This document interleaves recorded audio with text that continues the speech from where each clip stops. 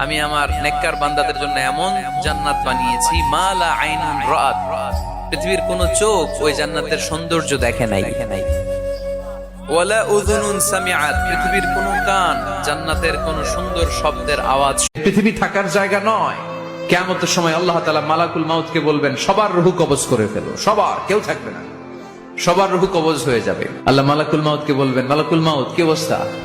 বলবে সব শেষ। মাইয়াবকা, কে বাকি? আল্লাহ রাসূল সাল্লাল্লাহু আলাইহি ওয়াসাল্লাম প্রায় এই দোয়াটা পড়তেন যে আল্লাহুম্মা ইন্নী আউযু বিকা মিনাল ফাকরি ওয়াল কিল্লাতি ওয়াল যিল্লাহ। এর মানে হচ্ছে, হে আল্লাহ, আমি দারিদ্রতা থেকে আপনার কাছে পানাহ চাই। আমাকে আল্লাহ পাঠিয়েছেন তার ইবাদত করার জন্য, এখানে আত্মহত্যা করার জন্য আল্লাহ আমাকে পাঠান না। আমার জীবন যদি দিতেই হয় তাহলে আল্লাহর জন্য দিব ইনশাআল্লাহ। ঠিক আছে কথা? ব্যাস, দুনিয়ার জন্য নয়।